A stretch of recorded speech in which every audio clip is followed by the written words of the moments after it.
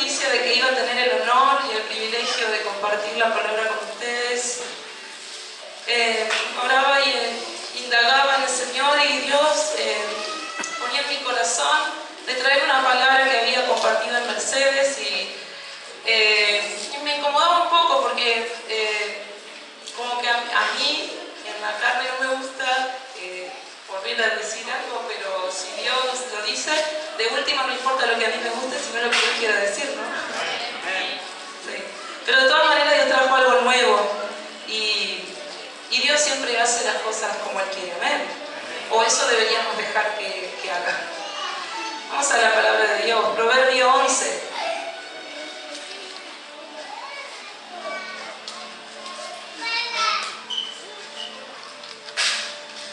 Proverbio 11, versículo 14, dice su palabra.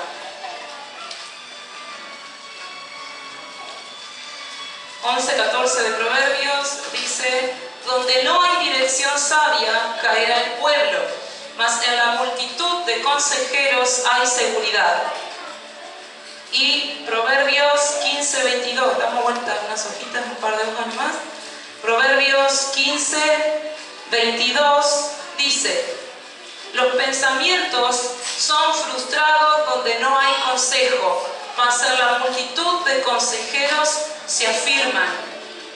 En la multitud de consejeros, dice la palabra de Dios que donde no había dirección, el pueblo caía y perecía. Pero en la multitud de consejeros hay seguridad y los pensamientos se afirman. ¿Y dónde está esa multitud de consejeros? ¿Dónde hay multitud de consejeros? ¿Dónde podemos encontrar? ¿Dónde podemos encontrar una multitud de consejeros para que el pueblo no perezca? Acá está la multitud de consejeros. Acá está la multitud de consejeros. ¿Y qué es lo que tiene un consejero? Un consejo. Y miren cuántos consejos hay acá. Un montón de consejos. Y nosotros somos la multitud de consejeros. Pero tenemos que examinar nuestra vida y ver si tenemos un consejo. Examinar nuestro corazón, examinarnos a nosotros mismos, pedirle a Dios que nos examine, como dice el Salmo: examíname, oh Dios, y ve si hay en mí camino de perversidad y guíame al camino eterno. Tenemos que examinar nuestra vida si tenemos un consejo. ¿Y dónde encontramos el consejo? En la palabra de Dios. Y dice la Biblia que si alguien pide sabiduría, Dios la da abundantemente y sin reproche. Es una fuente inagotable la que Dios tiene de sabiduría. Por lo tanto, como compañía de consejeros, como multitud de consejeros, tenemos la obligación de pedir sabiduría a Dios.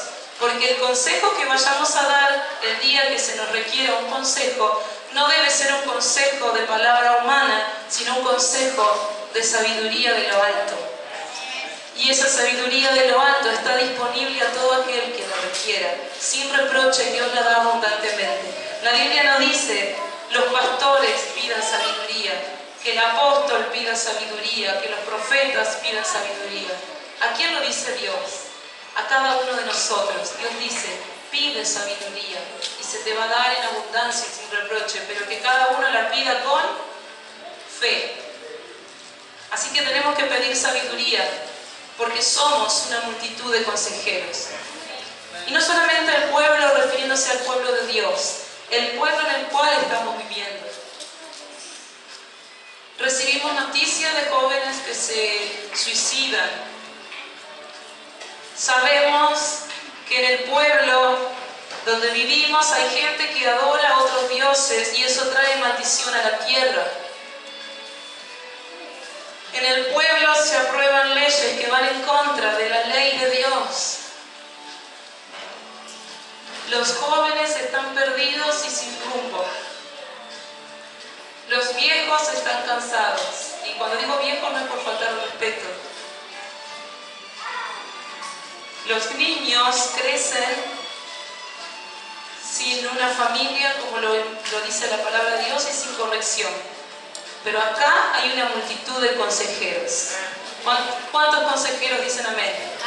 Amén. Entonces, dice la palabra, en la multitud de consejeros hay seguridad. Y en la multitud de consejeros los pensamientos se afirman. Pero esta multitud de consejeros debe estar llena de la palabra de Dios. Porque si no, no tendremos ningún consejo que dar. Pero todos tenemos un mensaje, que es el mensaje de salvación. Y vos y yo lo sabemos porque fue el mensaje que nos trajo a los pies de Cristo. Y ese es el mensaje más importante que tenemos que dar. Pero de todas maneras, en tu trabajo y en tu vida diaria sos una multitud de consejeros que lleva la palabra de Dios. Amén. Vamos a ver si esto es cierto. Primera de Pedro 2:9. Primera de Pedro 2:9.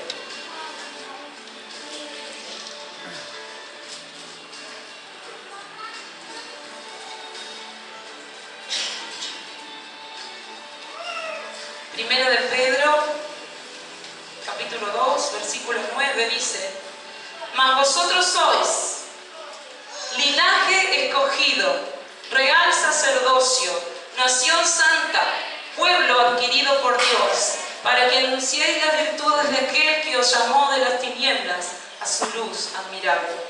Miren qué currículum tenemos. Somos linaje escogido, eso quiere decir de una familia real, cuyo rey es el Señor Jesús. Linaje escogido, real sacerdocio. Somos sacerdotes en la tierra, real sacerdocio. De la realeza, un sacerdocio de la realeza. Y a veces perdemos de vista esa identidad que tenemos como hijos de Dios. Somos una compañía de consejeros que caminan por esta calle, por estas calles de esta ciudad y por el mundo. Somos real sacerdocio, significa sacerdotes reales, sacerdotes de la realeza. ¿Para qué? ¿Para andar floreando por ahí los títulos? No. Para que anunciéis las virtudes de aquel que os llamó de las tinieblas a su luz admirable. Aquel que te sacó a vos y a mí de las tinieblas. Nos llama para ir y sacar de las tinieblas a otros.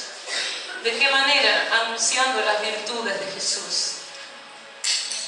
Siendo esa compañía de profetas y consejeros que caminan por este mundo. ¿Pero qué se requiere? ¿Qué se requiere de esta multitud de consejeros que está hoy aquí sentada? ¿Qué se requiere? ¿Qué dijo Jesús que necesita esta compañía de consejeros? ¿Qué se necesita de esta compañía de sacerdotes? Sabiduría, santidad. Y dijo Jesús que para que el mundo crea, necesitan algo. Dice su palabra en Juan 17:11.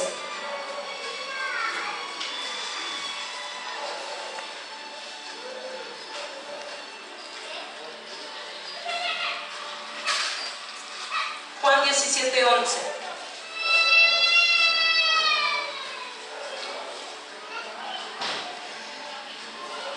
Y ya no estoy en el mundo. Esto lo decía Jesús. Y ya no estoy en el mundo, mas estos están en el mundo, y yo voy a ti. Padre Santo, a los que me has dado, guárdalos en tu nombre, para que sean uno, así como nosotros. Y el versículo 20 dice: Mas no ruego solamente por estos, se refería a sus discípulos, sino también por los que han de creer en mí por la palabra de ellos, se refiere a nosotros, para que todos sean uno. Como tú, oh Padre, en mí y yo en ti, que también ellos sean uno en nosotros, para que el mundo crea que tú me enviaste. La gloria que me diste yo les he dado para que sean uno, así como nosotros somos uno. yo en ellos y tú en mí, para que sean perfectos en unidad, para que el mundo conozca que tú me enviaste y que los has amado a ellos como también a mí me has amado. Esto es lo que requiere esta compañía de consejeros. Esta multitud de consejeros requiere esto. Porque esta multitud de consejeros, de sacerdotes, fueron llamados para anunciar a Jesús. Y Jesús dijo, para que el mundo crea el mensaje que ellos llevan, debe ser uno. La pastora Marta oraba por la unidad de la iglesia. Y eso es lo que se requiere de la compañía de la multitud de consejeros. Se requiere que seamos uno. Seamos uno, que seamos tan unidos, una perfecta unidad, dijo Dios. Dijo Jesús, orando al Padre, te pido, Padre, que sean uno.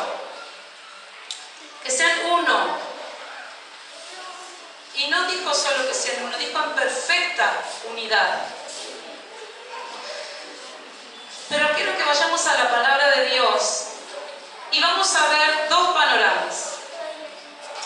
Y vamos a ver cuál de esos dos panoramas nos conviene. Dos panoramas de compañía y de multitud de consejeros.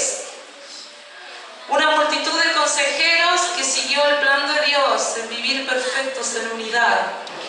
Y una compañía de consejeros y una multitud de consejeros que no vivieron bajo ese plan, que no hicieron lo que Dios pidió. Vamos a ver primero aquellos para después quedarnos con el sabor agradable. Segunda de Timoteo 4:9. Estos no siguieron el plan de Dios para la iglesia. Segunda de Timoteo 4:9.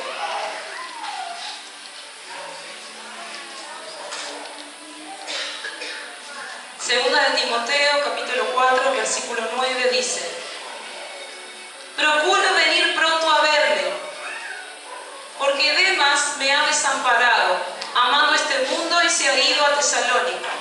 Crescente fue a Galacia y Tito a Dalmacia. Solo Lucas está conmigo. Toma a Marcos y tráele contigo, porque me es útil para el ministerio.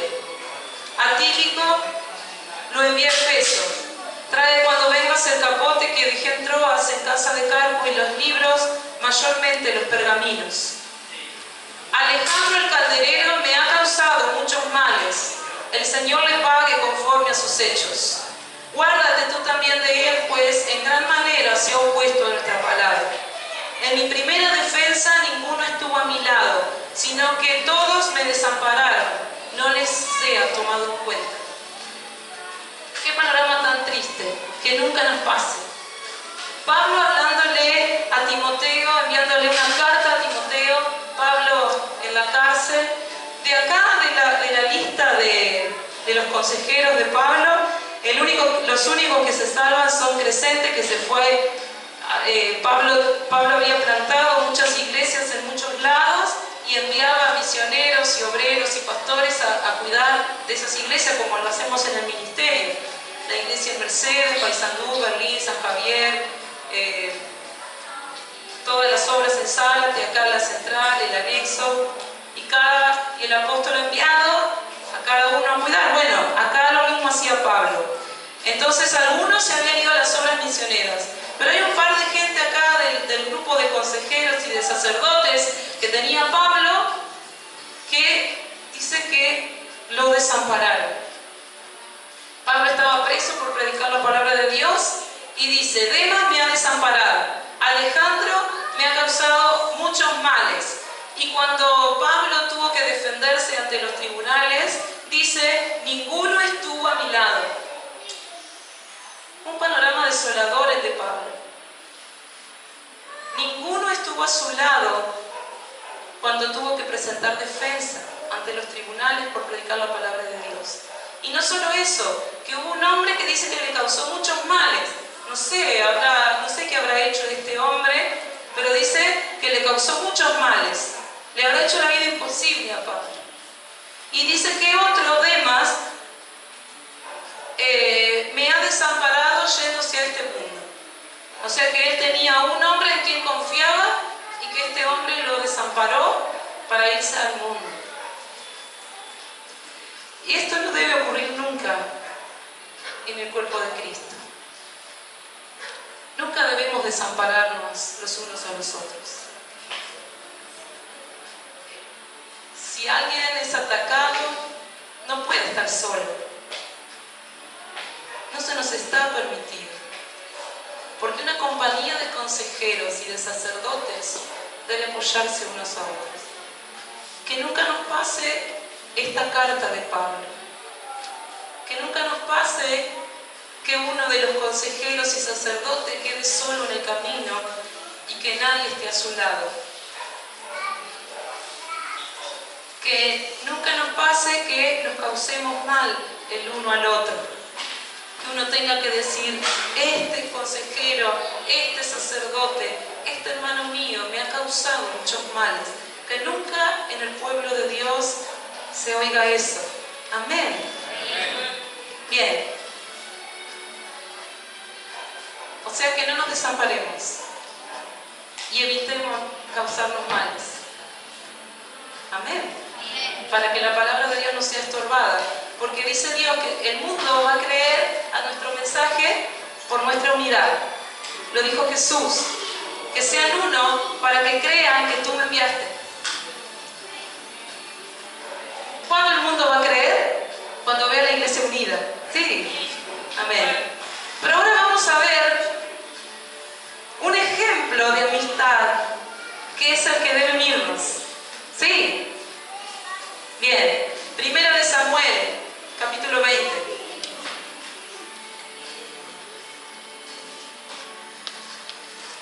Le cuento rapidito la historia mientras busca Primera de Samuel 20:12.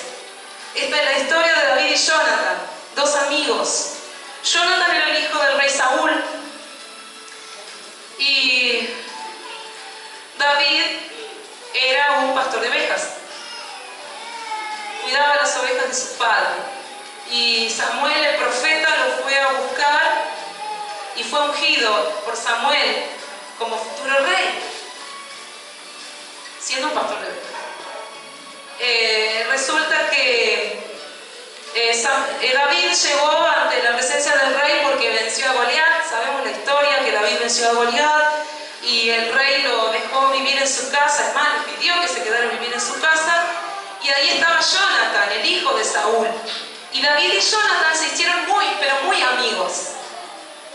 Tan amigos que hicieron un pacto entre los dos. Hicieron un pacto de cuidarse mutuamente, de que Dios iba, y lo pusieron a Dios por testigo, de que Dios era testigo de su amistad.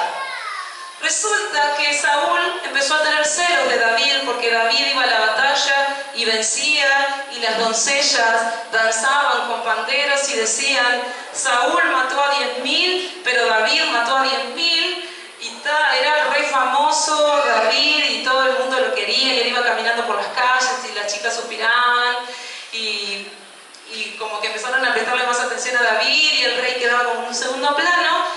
Y empezó a entrar en Saúl un espíritu de celo y de persecución hacia David. Y Saúl empezó a perseguir a David hasta la muerte. Entonces David le dijo a Jonathan, su amigo, de que Saúl, su padre, procuraba su muerte. Entonces idearon un plan entre los dos e hicieron un pacto. Y vamos a ver qué fue ese pacto. La idea de Jonathan era que estaban haciendo una fiesta y Saúl iba a preguntar, ¿y dónde está David? Porque David se escondió. ¿Y dónde está David? Entonces Jonathan le iba a decir, se fue a la casa de su padre. Entonces quedaron los dos un acuerdo. Si tu padre se enoja, si tu padre no se enoja, me mandas a buscar. Pero si tu padre se enoja, por favor déjame huir. Entonces hicieron este pacto entre los dos. 1 Samuel 20:12.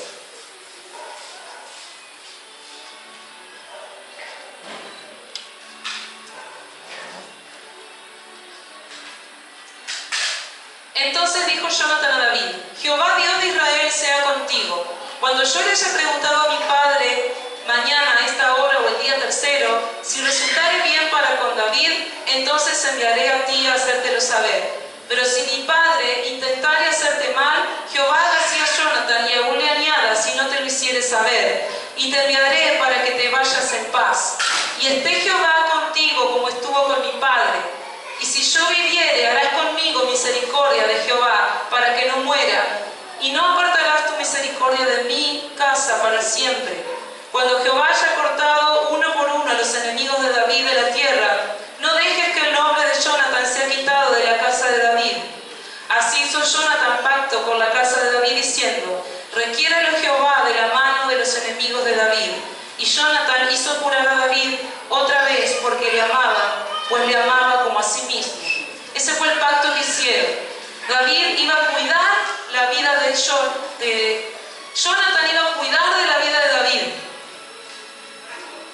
Y David iba a cuidar de la vida de Jonathan. Sea cual fuera de los dos que corriera peligro, se iban a cuidar mutuamente.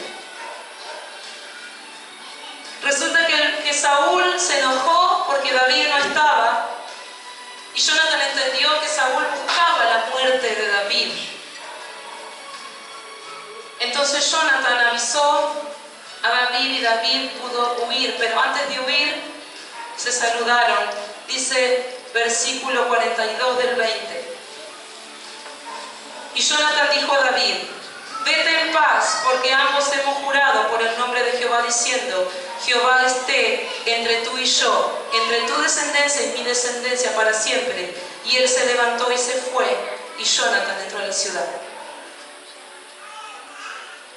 Jonathan cumplió su parte de cuidar de la vida de David. Y tuvo que pagar un precio muy alto porque su padre, Saúl, lo menospreció y lo insultó tremendamente. Sí, te animo a que puedas leer toda la historia de Samuel. Y Jonathan corrió peligro por salvar la vida de David. Hasta su descendencia pudo haber perdido por cuidar la vida de David. Pero no le importó, porque había hecho juramento de cuidar de su amigo. Debemos cuidarnos los unos a los otros. Amén. Amén. Pero David también cumplió su parte. Segunda de Samuel 9.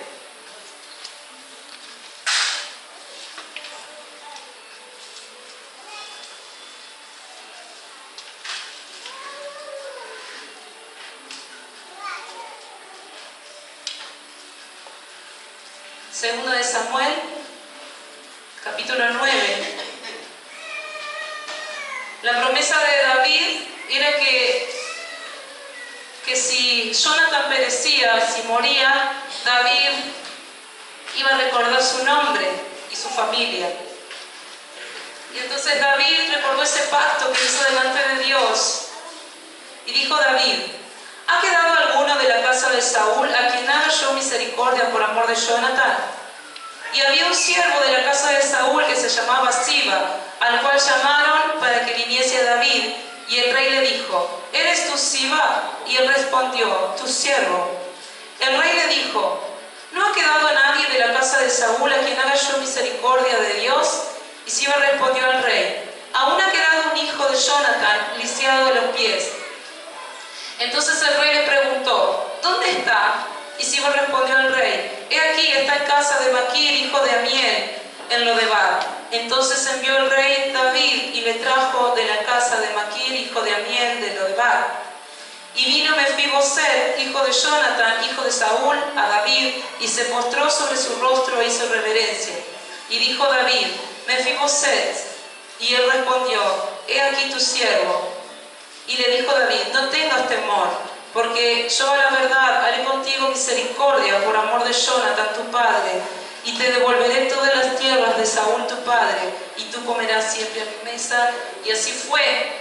Jonathan vivió en la casa del rey y comía de la mesa del rey, y David hizo devolver todas las tierras que pertenecían a Jonathan y se las dio a Mefiboset, y le dio siervos para que labrasen esa tierra. Entonces David cumplió su parte del pacto. Esa es una amistad que perdura aún después de problemas, de dificultad y de la muerte. Esa es la perfecta unidad, que tú veles por la vida de tu hermano, que guardes su vida, aún en peligro de la tuya, aún dejando atrás tus propios intereses, aún yo dejando de lado mis intereses por cuidar la vida de mi hermano. Esa es la perfecta unidad. No que alguien pueda decir, estoy desamparado, todos me han abandonado, como dijo Pablo, sino que podamos ser tan unidos como lo eran David y Jonathan, que guardaron sus vidas aún peligrando la suya. Y vamos a ver una historia de David que refleja lo que estoy queriendo decir ahora, lo que Dios nos quiere decir ahora. ¿Hasta qué punto debo yo velar por la vida de mi hermano? ¿Hasta qué punto? ¿Hasta cuánto tengo yo que amar a mi hermano? Seguimos ahí en 2 de Samuel, capítulo 21.